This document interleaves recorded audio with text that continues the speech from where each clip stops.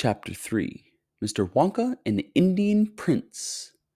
Prince Pondicherry wrote a letter to Mr. Willy Wonka, said Grandpa Joe, and asked him to come all the way out to India and build him a colossal palace entirely out of chocolate.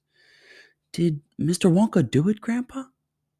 He did indeed, and what a palace it was!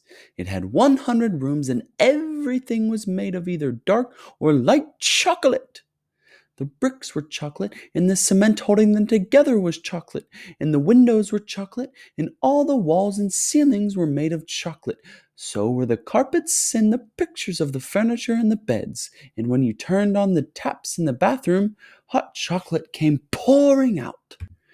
When it was all finished, Mr. Wonka said to Prince Pondicherry, "I warn you, though, it won't last very long, so you'd better start eating it right away."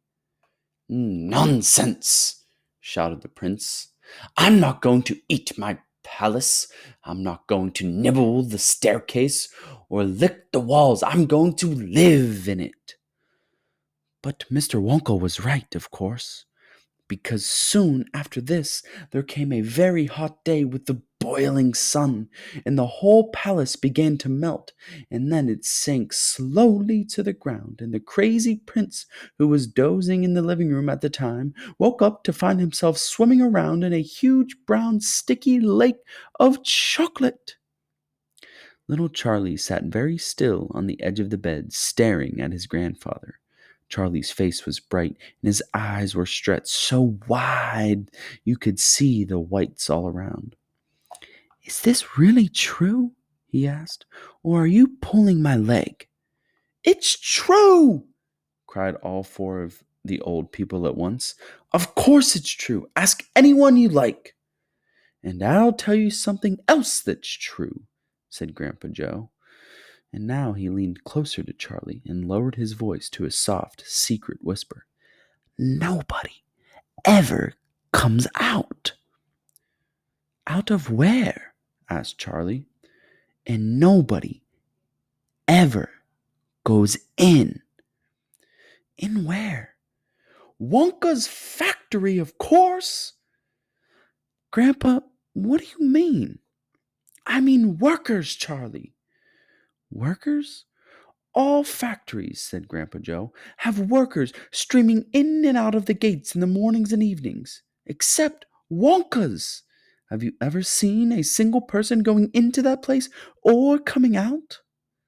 Little Charlie looked slowly around at each of the four old faces, one after the other, and they all looked back at him. They were friendly, smiling faces, but they were also quite serious. There was no sign of joking or leg pulling or any of them. "Well, have you?" asked Grandpa Joe. I I really don't know, Grandpa," Charlie stammered. "Whenever I walk past the factory, the gates seem to be closed." "Exactly!" said Grandpa Joe. "But there must be people working there." "Not people, Charlie. Not ordinary people, anyway." "Then who?" cried Charlie. "Aha! That's it! You see? That's another of Mr. Willy Wonka's cleverness." "Charlie, dear," Mrs. Bucket called out from where she was standing by the door, "it's time for bed. That's enough for tonight." "But, Mother, I must hear." "Tomorrow, my darling." "That's right," said Grandpa Joe. "I'll tell you the rest of it tomorrow evening."